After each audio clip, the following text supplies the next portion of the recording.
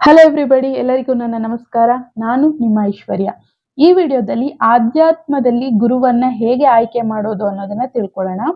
ಆಧ್ಯಾತ್ಮದಲ್ಲಿ ನಾವು ಬಂದಿದೀವಿ, ಅದರಲ್ಲಿ ಹೋಗ್ತಾ ಇದೀವಿ ಅಂದಿದ ತಕ್ಷಣ ನಮ್ಗೆ ಅರಿವಾಗುತ್ತೆ, ನಮ್ಗೆ ಇದನ್ನ ಹೇಳ್ಕೊಡೋದಕ್ಕೆ, ನಾವು ಮುಂದೆ ಹೋಗೋದಕ್ಕೆ ನಮ್ಗೆ ಆಧ್ಯಾತ್ಮದಲ್ಲಿ ಗುರುವಿನ ಅವಶ್ಯಕತೆ ಇದೆ ಅನ್ನುವಂಥದ್ದು. ಆಗ ಈ ಥಾಟ್ ಯಾವಾಗ ಯೂನಿವರ್ಸ್ಗೆ ಹೋಗುತ್ತೆ, ಯೂನಿವರ್ಸ್ ಪ್ರತಿಯೊಂದನ್ನು ಪ್ಲಾನ್ ಮಾಡುತ್ತೆ. ಓಕೆ, ಇವರೆಲ್ಲ ಇದ್ದಾರೆ, ಇವ್ರನ್ನ ಹೆಂಗ್ ಒಂದ್ ಮಾಡೋದು ಅನ್ನುವಂಥದ್ದು. ಸೊ ಅದಾದ್ಮೇಲೆ ಟೆಕ್ನಾಲಜಿ ಇಷ್ಟು ಫಾಸ್ಟ್ ಇರೋದ್ರಿಂದ ಎಲ್ಲರೂ ನಾವು ವಿಡಿಯೋದಲ್ಲೇನೆ ಸಿಗ್ತಾ ಇರೋದು. ನನ್ನ ಗುರು ಕೂಡ ನನಗೆ ವಿಡಿಯೋದಲ್ಲೇ ಸಿಕ್ಕಿದ್ದು. ನನ್ನ ಗುರು ಯಾರು ಅದ್ರ ಬಗ್ಗೆ ಒಂದು ಡೀಟೇಲ್ ವಿಡಿಯೋ ಮಾಡಿದ್ದೀನಿ, ಅದನ್ನು ಕೂಡ ನೀವು ನೋಡಬಹುದು. ನೆಕ್ಸ್ಟ್, ಗುರುವನ್ನ ಹುಡುಕಾಟ ಮಾಡ್ಬೇಕಾದ್ರೆ ನಮಗೆ ಫೇಕ್ ಗುರುಗಳು ಸಿಗುವಂತ ಚಾನ್ಸಸ್ ಜಾಸ್ತಿ ಇರುತ್ತೆ. ಮೋಸ ಮಾಡುವಂಥದ್ದು, ಸುಮ್ನೆ ದುಡ್ಡು ಕಿತ್ಕೊಳ್ಳೋದು, ಯಾವ್ದಾವ್ ತರ ಫೇಕ್ ಮಾಡೋದಕ್ಕೆ ದುನಿಯಾದಲ್ಲಿ ತುಂಬಾ ಜನ ಕೂತಿದ್ದಾರೆ. ಸೊ ಫೇಕ್ ಗುರುಗಳು ಸಿಕ್ಕಿದಾಗ ಅದು ಕೂಡ ನಮ್ಗೊಂದು ಲೆಸನ್ನೇ ಆಗಿರುತ್ತೆ. ಯಾವಾಗ ಜೆನ್ಯೂನ್ ಗುರು ಸಿಗ್ತಾರೆ, ಅವರ ಒಂದು ಮಹತ್ವ ನಮ್ಮ ಜೀವನದಲ್ಲಿ ಏನು ಅನ್ನೋದನ್ನ ತಿಳ್ಕೊಳ್ಳೋದಕ್ಕೋಸ್ಕರ ಇದು ಒಂದು ಗೈಡೆನ್ಸೇ ಆಗಿರುತ್ತೆ, ಅದೊಂದು ಪಾಠ ಆಗಿರುತ್ತೆ. ಆಮೇಲೆ ನಮ್ಗೆ ನಮ್ಮ ಜೀವನದಲ್ಲಿ ಕರೆಕ್ಟ್ ಗುರು ಪರ್ಸನ್ ಬಂದ್ರು ಸಹ ಗುರು ಶಿಷ್ಯರ ಬಾಂಡಿಂಗ್, ಆ ಒಂದು ನಂಬಿಕೆ ಅನ್ನೋದು ಗುರು ಶಿಷ್ಯರ ಮಧ್ಯೆ ಕುತ್ಕೊಳ್ಳಿಲ್ಲ ಅಂತ ಅಂದಾಗ್ಲೂ ಸಹ ಅವ್ರು ಫೇಕ್ ಅಂತ ಅನ್ನಿಸ್ಬಹುದು. ಆದ್ರಿಂದ ನಿಮ್ಮ ಗುರು ಯಾರು ಅಂತ ಅದ್ರ ಮೇಲೆ ಮೆಡಿಟೇಷನ್ ಮಾಡಿ. ನಿಮ್ಮ ಗುರುನ ನೀವು ಹುಡುಕ್ಬೇಕಾದ್ರೆ ಇದು ಒಂದೇ ಪ್ರಶ್ನೆ ಮೇಲೆ ನೀವು ಮೆಡಿಟೇಷನ್ ಮಾಡಿ, ಪದೇ ಪದೇ ನಿಮ್ಗೆ ಇದೇ ಪರ್ಸನ್ ವಿಡಿಯೋಗಳು ಸಿಗೋದು, ಅದೇ ಪರ್ಸನ್ ನಿಮ್ಗೆ ಮೀಟ್ ಆಗೋದು, ಅವ್ರ ಹತ್ರದಿಂದ ನಿಮಗೆ ಗೈಡೆನ್ಸ್ ಸಿಗೋದು, ಯೂನಿವರ್ಸ್ ಪದೇ ಪದೇ ಆ ವ್ಯಕ್ತಿ ಹತ್ರನೇ ನಿಮ್ಮನ್ನ ಕರ್ಕೊಂಡು ಹೋಗಿ ಬಿಡ್ತಾ ಇದ್ದಾರೆ ಅಂದ್ರೆ ಅವರೇ ನಿಮ್ಮ ಜೆನ್ಯೂನ್ ಗುರು ಅನ್ನುವಂಥದ್ದು ನಿಮ್ಗೆ ಕ್ಲಿಯರ್ ಆಗಿ ಅರ್ಥ ಆಗತ್ತೆ. ನಿಮ್ಮ ಗುರು ಯಾರು ಅನ್ನೋದು ನೀವು ಮನಸ್ಫೂರ್ತಿಯಾಗಿ ತೃಪ್ತಿ ಆಗೋವರೆಗೂನು ಅದೊಂದೇ ಪ್ರಶ್ನೆ ಮೇಲೆ ನೀವು ಮೆಡಿಟೇಷನ್ ಮಾಡಿ, ನಿಮ್ ಮನಸ್ಸಿಗೆ ತೃಪ್ತಿ ಆದ್ಮೇಲೆನೆ ನೆಕ್ಸ್ಟ್ ಕ್ವಶನ್ಗೆ ಹೋಗಿ. ಮೆಡಿಟೇಷನ್ ಮಾಡಿದಾಗ ಯೂನಿವರ್ಸ್ ಪದೇ ಪದೇ ಅದೇ ವ್ಯಕ್ತಿಯನ್ನ ನಿಮ್ ಹತ್ರಕ್ಕೆ ಕರ್ಕೊಂಡ್ ಬರುತ್ತೆ. ಅದಾದ್ಮೇಲೆ ನೀವು ಎಸ್, ಇವರೇ ನನ್ನ ಗುರು ಅಂತ ಕಂಪ್ಲೀಟ್ ಆಗಿ ಮನಸ್ಫೂರ್ತಿಯಾಗಿ ಅಕ್ಸೆಪ್ಟ್ ಮಾಡಿ. ನೆಕ್ಸ್ಟ್, ಇವರೇ ನನ್ನ ಗುರು ಅಂತ ಗೊತ್ತಾದ್ಮೇಲೆ ಕಂಪ್ಲೀಟ್ಲಿ ನಂಬಬೇಕಾಗತ್ತೆ. ಆದ್ರೆ ಬುದ್ಧ ಹೇಳಿದ್ದಾರೆ, ಅಪೋ ದೀಪೋ ಭವ, ಅಂದ್ರೆ ನಿಮ್ಮ ದೀಪವನ್ನ ನೀವೇ ಹಚ್ಕೊಳ್ಳಿ ಅಂತ. ಅಂದ್ರೆ ನಮ್ಮ ಒಳಗಿರೋ ಆತ್ಮ ಅನ್ನುವಂಥ ಗುರು ಆದಂತ ಆ ದೀಪವನ್ನ ನಾವೇ ಹಚ್ಕೊಳ್ಬೇಕು ಅಂತ.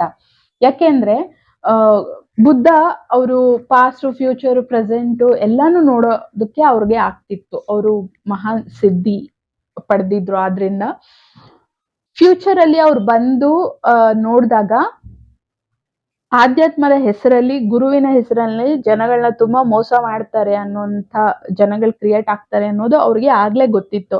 ಆದ್ರಿಂದ ನೀವು ನಾನ್ ಹೇಳೋದನ್ನು ಸಹ ನಂಬಬೇಡಿ.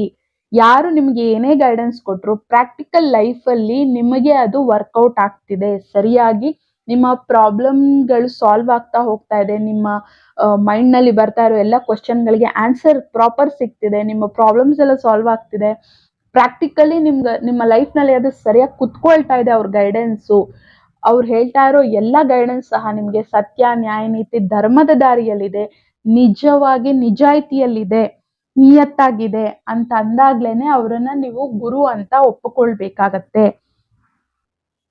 ಯಾರು ಏನೇ ಗೈಡೆನ್ಸ್ ಕೊಟ್ರು ಸಹ ಭಗವಂತ ನಮಗೆ ಅನ್ನುವಂಥದ್ದು ಬುದ್ಧಿ ಕೊಟ್ಟಿದ್ದಾರೆ. ಆ ಬುದ್ಧಿಯನ್ನ ಉಪಯೋಗಿಸಿ ಇವರು ಸರಿಯಾದ ವ್ಯಕ್ತಿ ಹೌದಾ ಅಲ್ವಾ ಅನ್ನೋದನ್ನ ಸರಿಯಾಗಿ ತಿಳ್ಕೊಂಡೇನೆ ಗುರುವನ್ನ ಫಾಲೋ ಮಾಡ್ಬೇಕಾಗತ್ತೆ. ಗುರುವನ್ನ ಚೂಸ್ ಮಾಡೋದಕ್ಕಿಂತ ಮುಂಚೆನೆ, ಒಪ್ಕೊಳ್ಳೋದಕ್ಕಿಂತ ಮುಂಚೆನೆ ಅವರನ್ನ ಸಂಪೂರ್ಣವಾಗಿ ನೀವು ಪರಿಶೀಲನೆ ಮಾಡಿ, ಪರೀಕ್ಷೆ ಮಾಡಿ. ಇವರು ಜೆನ್ಯೂನ್ ಹೌದಾ ಅಲ್ವಾ?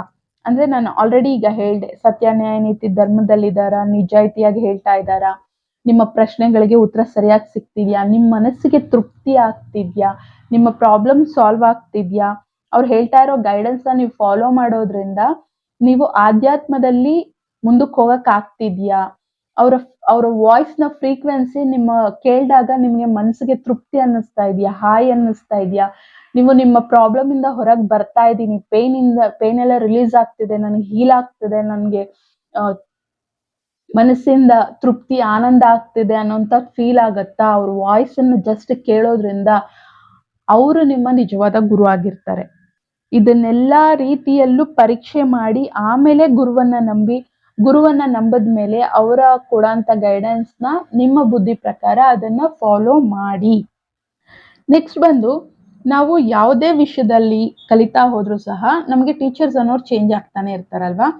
ಲೈಕ್ ಆಧ್ಯಾತ್ಮದಲ್ಲಿ ನಾವು ಬೆಳಿಬೇಕಾದ್ರೂ ಸಹ ನಮಗೆ ಗುರುಗಳು ಬದಲಾಗ್ತಾನೆ ಹೋಗ್ತಾರೆ. ಲೈಕ್ ಇವಾಗ ಸ್ಕೂಲ್ಗೆ ಹೋದಾಗ ನಾವು ಬೇಬಿ ಸಿಟ್ಟಿಂಗ್ ಇಂದ ನಾವು ಡಿಗ್ರಿ ಕಂಪ್ಲೀಟ್ ಮಾಡಿದ್ರು ಮುಂದಕ್ಕೆ ಏನೇ ಓದಿದ್ರು ಕ್ಲಾಸ್ ಇಂದ ಕ್ಲಾಸ್ಗೆ ಕ್ಲಾಸ್ ಟೀಚರ್ ಆಗಿರ್ಬೋದು, ಸಬ್ಜೆಕ್ಟ್ ಟೀಚರ್ಸ್ ಆಗಿರಬಹುದು, ಹೇಗೆ ಬದಲಾಗ್ತಾ ಹೋಗ್ತಾರೆ ಹಾಗೆ ಆಧ್ಯಾತ್ಮದಲ್ಲೂ ಸಹ ನಾವು ಎಷ್ಟು ಬೆಳೀತಾ ಹೋಗ್ತೀವಿ, ಯಾವ ಯಾವ ವಿಷಯದಲ್ಲಿ ನಾವು ಕಲಿತಾ ಹೋಗ್ತೀವಿ, ಹಾಗೆ ನಮ್ಮ ಟೀಚರ್ಸ್, ನಮ್ಮ ಗುರುಗಳು ಸಹ ಚೇಂಜ್ ಆಗ್ತಾ ಹೋಗ್ತಾರೆ. ಪ್ರತಿಯೊಬ್ಬರನ್ನು ಸಹ ಮನಸ್ಫೂರ್ತಿಯಾಗಿ ಗೌರವಿಸ್ಬೇಕು.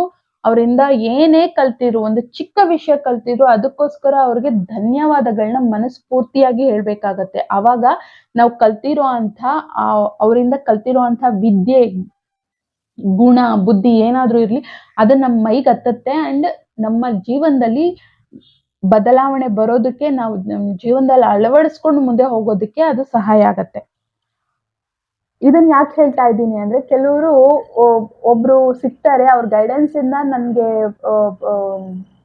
ಪ್ರಾಬ್ಲಮ್ಸ್ ಸಾಲ್ವ್ ಆಗ್ತಾ ಇದೆ ಅಂತಂದಾಗ ಇವರೇ ಅಲ್ಟಿಮೇಟು, ಇವರೇ ನನ್ನ ಗುರು, ಇವ್ರು ಏನ್ ಹೇಳಿದ್ರು ನಾನು ಕೇಳ್ತೀನಿ, ಇವ್ರನ್ನ ಬಿಟ್ರೆ ಇನ್ ಯಾರು ಏನ್ ಹೇಳಿದ್ರು ಕೇಳೋದಲ್ಲ ಅಂತ ಅಂಟ್ಕೊಂಡ್ಬಿಡ್ತಾರೆ. ಆ ಒಂದು ಅಟ್ಯಾಚ್ಮೆಂಟ್ ಬಂದ್ಬಿಡುತ್ತೆ ಗುರು ಮೇಲೂ ಸಹ. ಸೊ ಗುರುಗೆ ಕೂಡ ಅಂಟುಕೊಳ್ಳೋ ಹಾಗಿಲ್ಲ. ಅವರವರ ಆಧ್ಯಾತ್ಮ ಸಾಧನೆ ಎಲ್ಲರದು ಸಿಂಗಲ್. ಆದ್ರೆ ನಮ್ಮೊಳಗಿರೋ ಆ ಗುರುವನ್ನ ನಾವು ಕಂಡುಕೊಳ್ಳೋದಕ್ಕೆ ನಮಗೆ ಸರಿಯಾದ ಸಮಯದಲ್ಲಿ ಆ ವ್ಯಕ್ತಿಗಳು ಬಂದು ಇಲ್ಲಿಂದ ಮುಂದಕ್ಕೆ 1ನೇ ಕ್ಲಾಸಿಂದ 2ನೇ ಕ್ಲಾಸ್ಗೆ, ಪ್ರೈಮರಿಯಿಂದ ಹೈಸ್ಕೂಲ್ಗೆ, ಹೈಸ್ಕೂಲಿಂದ ಕಾಲೇಜ್ಗೆ, ಆ ತರ ನಮ್ಮನ್ನ ಮುಂದಕ್ಕೆ ತಳ್ಳೋದಕ್ಕೆ ಆ ಟೈಮಲ್ಲಿ ಗುರುಗಳು ಸಿಗ್ತಾ ಇರ್ತಾರೆ. ಸೊ ಬಂದಾಗ ಅವ್ರನ್ನ ಯಾವಾಗ್ಲೂ ಮನಸ್ಸಿನಲ್ಲಿ ಅವ್ರಿಗೆ ಗೌರವದ ಭಾವನೆ ಇರ್ಲಿ, ಅಂಟ್ಕೊಳ್ಬಾರ್ದು. ಯಾವಾಗ್ಲೂ ಗುರುವಿಂದ ಸಹ ಡಿಟ್ಯಾಚ್ ಆಗಿರ್ಬೇಕು. ಅವರಿಂದ ಏನ್ ಕಲ್ತಿದ್ದು ಮುಗಿಯುತ್ತೆ, ನೆಕ್ಸ್ಟ್ ಗುರು ಬಂದಾಗ ಪ್ರತಿಯೊಬ್ಬರನ್ನ ಹಾಗೆ ಗೌರವಿಸ್ತಾ ಮುಂದಕ್ಕೆ ಹೋಗ್ತಾ ಇರ್ಬೇಕು. ನೆಕ್ಸ್ಟ್ ನಾವು ಸೋಲ್ ವರ್ಲ್ಡ್ ಇಂದ ಬರ್ಬೇಕಾದ್ರೇನೆ ನಾವು ಇಲ್ಲಿ ಭೂಮಿ ಮೇಲೆ ಬಂದು ಆ ಮೋಹ ಮಾಯೆನಲ್ಲೆಲ್ಲ ನಾವು ಸಿಕ್ಕಾಕೊಂಡ್ಬಿಡ್ತೀವಿ, ನಮ್ಮ ಆಧ್ಯಾತ್ಮ ಸಾಧನೆ ಆಗಲ್ಲ ಅಂತಂದಾಗ ಸೋಲ್ ವರ್ಲ್ಡ್ ಅಲ್ಲಿ ನಮ್ದು ಒಂದು ಸೋಲ್ ಫ್ಯಾಮಿಲಿ ಅನ್ನುವಂಥದ್ದು ಇರತ್ತೆ.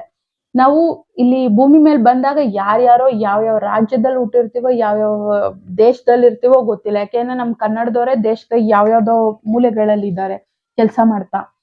ಸೊ ಟೆಕ್ನಾಲಜಿ, ಈ ಒಂದು ಟೈಮ್ನಲ್ಲಿ ಟೆಕ್ನಾಲಜಿ ಹೀಗಿರೋದ್ರಿಂದ ನಾವೆಲ್ಲ ಸೋಷಿಯಲ್ ಮೀಡಿಯಾದಲ್ಲಿ ಜಾಯಿನ್ ಆಗೋಣ, ಅಲ್ಲಿಂದ ನಾವು ಒಬ್ರಿಗೊಬ್ರು ಹೇಳ್ಕೊಡ್ತಾ ಕಲ್ತ್ಕೊಳ್ತಾ ನಾವು ಅಧ್ಯಾತ್ಮದಲ್ಲಿ ಮುಂದೆ ಹೋಗೋಣ ಅಂತೆಲ್ಲ ಅಲ್ಲೇನೆ ಎಲ್ಲ ಪ್ಲಾನ್ ಮಾಡ್ಕೊಂಡು ಡಿಸ್ಕಸ್ ಮಾಡ್ಕೊಂಡು ಬಂದಿರ್ತೀವಿ. ಸೊ ಈ ರೀತಿ ಗ್ಯಾದರ್ ಆದಾಗ ಅದು ಗುಡ್ ಫ್ರೆಂಡ್ಸ್ ಸಿಕ್ಕೋದಾಗಿರ್ಬಹುದು, ಈ ತರ ವಿಡಿಯೋಸ್ ಸಿಗೋದಾಗಿರ್ಬಹುದು, ಅಥವಾ ಒಳ್ಳೆ ಗೈಡೆನ್ಸ್ ಕೊಡೋಂತ ಗುರುಗಳು ಸಿಗೋದಾಗಿರ್ಬಹುದು, ಯಾರ್ ಬೇಕಿದ್ರು ಆಗಿರ್ಬೋದು, ನಮ್ಮ ಸೋಲ್ ಫ್ಯಾಮಿಲಿನ ನಾವು ಖಂಡಿತ ಇಲ್ಲಿ ಮೀಟ್ ಆಗ್ತೀವಿ ಯಾವ್ದಾದ್ರು ರೀತಿಯಲ್ಲಾದ್ರೂ ಸಹ. ಸೊ ಇಲ್ಲಿ ನಮ್ಮ ಒಂದು ಜರ್ನಿ ಎಲ್ಲ ನಾವು ಮುಗಿಸ್ಕೊಂಡು ಹೋದ್ಮೇಲೆ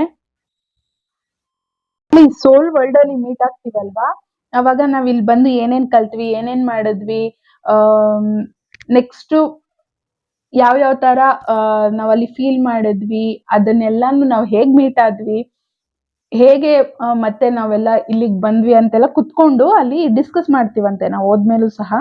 ಅಷ್ಟು ಚೆನ್ನಾಗಿರುತ್ತೆ ಸೋಲ್ ಫ್ಯಾಮಿಲಿ ಅನ್ನೋದು, ಸೋಲ್ ಜರ್ನಿ ಅನ್ನೋದು. ನೆಕ್ಸ್ಟ್ ಬಂದು ನಾವು ಪ್ರತಿ ರಾತ್ರಿ ಮಲಗಿದಾಗ, ಡೀಪ್ ಸ್ಲೀಪ್ ಹೋದಾಗ ನಮ್ಮ ಬಾಡಿ ನಮ್ಮ ಅಸ್ಟ್ರಲ್ ಟ್ರಾವೆಲ್ ಮಾಡ್ತಾ ಇರುತ್ತೆ ನಮ್ಮ ಸೋಲ್. ಇಲ್ಲಿರೋ ಪ್ರಾಬ್ಲಮ್ಸ್ ನಾವು ಹೇಗ್ ಸಾಲ್ವ್ ಮಾಡ್ಕೊಳ್ಬೇಕು, ಅದಕ್ಕೆ ಬೇಕಾದಂತ ಗೈಡೆನ್ಸ್ ಆಗಿರಬಹುದು, ಶಕ್ತಿ ಆಗಿರಬಹುದು, ಅದನ್ನೆಲ್ಲ ನಾವು ನಮ್ಮ ಹೈಯರ್ ಲೆವೆಲ್ನ ನಮ್ಮ ಗುರುಗಳಾಗಿರಬಹುದು, ನಮ್ಮ ಗುರು ಹಿರಿಯರು, ಆನ್ಸಿಸ್ಟರ್ಸ್ ಆಗಿರಬಹುದು, ಪೂರ್ವಿಕರು, ಮತ್ತೆ ನಮ್ಮ ದೇವ್ರುಗಳಾಗಿರ್ಬೋದು, ಹೋಗಿ ಅವ್ರ ಹತ್ರ ಎಲ್ಲ ನಾವು ಕೇಳ್ಕೊಂಡು ಸಮಾಧಾನ ಮಾಡಿಸ್ಕೊಂಡು, ಅವರೆಲ್ಲ ನಮ್ಗೆ ಗೈಡೆನ್ಸ್ ಕೊಡ್ತಾ ಇರ್ತಾರೆ. ಮತ್ತೆ ನಮ್ ಪ್ರಾಬ್ಲಮ್ಸ್ ಇದೆ, ನಾವು ಕಷ್ಟದಲ್ಲಿದ್ದೀವಿ, ನೋವಲ್ಲಿದ್ದೀರಿ ಅಂದ್ರೆ ಅವರು ನಮ್ಗೆ ಒಂದು ಸಾಂತ್ವನ ಕೊಡೋದು, ಸಮಾಧಾನ ಹೇಳೋದು ಎಲ್ಲ ಮಾಡಿ ಕಳಿಸ್ತಾ ಇರ್ತಾರೆ. ಅಂಡ್ ನಮಗ್ ಬೇಕಾದಂತ ಆಧ್ಯಾತ್ಮದ ಗೈಡೆನ್ಸ್ ಕೂಡ ನಮ್ಗೆ ಅಲ್ಲಿ ಸಿಗ್ತಾ ಇರುತ್ತೆ. ಆದ್ರೆ ಅದೆಲ್ಲ ಸಬ್ ಕಾನ್ಶಿಯಸ್ಲಿ ನಮ್ಗೆ ರಿಜಿಸ್ಟರ್ ಆಗಿರುತ್ತೆ. ಆದರೆ ಅದು ಇಲ್ಲಿ ನಮಗೆ ಕಾನ್ಶಿಯಸ್ ಲೆವೆಲ್ ಅಲ್ಲಿ, ಈ ಬಾಡಿ ಲೆವೆಲ್ ಅಲ್ಲಿ, ಈ ಭೂಮಿ ಮೇಲೆ ನಾವು ಬದುಕ್ತಾ ಇರೋ ಜೀವನದ ಲೆವೆಲ್ ಅಲ್ಲಿ ಆ ಗೈಡೆನ್ಸ್ ಎಲ್ಲ ನಮ್ಗೆ ಸಿಗ್ಬೇಕು ಅಂದ್ರೆ ಹ್ಯೂಮನ್ ಫಾರ್ಮ್ ಅಲ್ಲಿ ನಮಗೆ ಗುರುವಿನ ಅವಶ್ಯಕತೆ ಇರುತ್ತೆ. ಅದಕ್ಕೋಸ್ಕರ ನಮ್ಮ ಗುರು ಯಾರು ಅನ್ನೋದನ್ನ ಸರಿಯಾಗಿ ತಿಳ್ಕೊಂಡು ಅವರ ಗೈಡೆನ್ಸ್ ನ ಫಾಲೋ ಮಾಡ್ಬೇಕಾಗತ್ತೆ. ಆಧ್ಯಾತ್ಮದಲ್ಲಿ ನಾವು ಮುಂದೆ ಹೋಗೋದಕ್ಕೆ ನಮ್ಮ ಗುರುವಿನ ಅವಶ್ಯಕತೆ ತುಂಬಾ ತುಂಬಾ ಇದೆ. ಗುರುವಿನ ಒಂದು ಆಶೀರ್ವಾದ ಇಲ್ದಲೆ ನಾವು ಸ್ಪಿರಿಚುಯಾಲಿಟಿಯಲ್ಲಿ ಮುಂದಕ್ಕೆ ಹೋಗೋದಕ್ಕೆ ಚಾನ್ಸೇ ಇಲ್ಲ. ಆದ್ರಿಂದ ನಿಮ್ಮ ಗುರುನ ಹೇಗ್ ಚೂಸ್ ಮಾಡ್ಬೇಕು ಅನ್ನೋಂಥ ವಿಡಿಯೋನ ನಾನು ಮಾಡಿದ್ದೀನಿ. ನಿಮ್ ಗುರು ಯಾರು ಅನ್ನೋದನ್ನ ತಿಳಿದ ಮೇಲೆ ಸರಿಯಾಗಿ ಅವ್ರು ಕೊಡೋಂಥ ಗೈಡೆನ್ಸ್ನೆಲ್ಲ ಫಾಲೋ ಮಾಡ್ತಾ ನಿಮ್ಮ ಲೈಫ್ನ ಆಧ್ಯಾತ್ಮದಲ್ಲಿ ಮುಂದುವರಿಸ್ಕೊಳ್ಳೋದಕ್ಕೆ ನಿಮ್ಗೆ ಹೆಲ್ಪ್ ಆಗತ್ತೆ. ಅಂಡ್ ನಾನು ಕೂಡ ನಿಮ್ಮ ಆಧ್ಯಾತ್ಮದ ಜರ್ನಿ ಆಗಿರಬಹುದು, ನಿಮ್ಮ ಸಾಧನೆ ಆಗಿರ್ಬೋದು, ನಿಮ್ಮ ಜೀವನದಲ್ಲಿ ನೀವು ಮುಂದಕ್ಕೆ ಹೋಗೋದಕ್ಕೆ ಭಗವಂತನಲ್ಲಿ ನಾನು ವಿಶ್ ಮಾಡ್ತೀನಿ ನಿಮ್ಗೆಲ್ಲರಿಗೂ ಒಳ್ಳೇದಾಗ್ಲಿ ಅಂತ. ಎಲ್ಲರಿಗೂ ಭಗವಂತ ಒಳ್ಳೇದ್ ಮಾಡ್ಲಿ. God bless you all and all the best for your life, your journey. ನಿಮ್ಮ ಆಧ್ಯಾತ್ಮದ ಉದ್ಧಾರಕ್ಕೆ, ಸಾಧನೆಗೆ ಎಲ್ಲದಕ್ಕೂ ಕೂಡ ಭಗವಂತ ಆಶೀರ್ವಾದ ಮಾಡ್ಲಿ. ಸೊ ಈ ವಿಡಿಯೋದಲ್ಲಿ ಇಷ್ಟೇ. ನೆಕ್ಸ್ಟ್ ವಿಡಿಯೋದಲ್ಲಿ ಮೀಟ್ ಆಗೋಣ. ಈ ವಿಡಿಯೋ ಅವಶ್ಯಕತೆ ಯಾರಿಗಿದೆ ಅವ್ರಿಗೆ ಶೇರ್ ಮಾಡಿ. ನೆಕ್ಸ್ಟ್ ವಿಡಿಯೋದಲ್ಲಿ ಮೀಟ್ ಆಗೋಣ. ಅಲ್ಲಿವರೆಗೂ keep smiling, take care, because we are all born for a reason. Bye and love you all.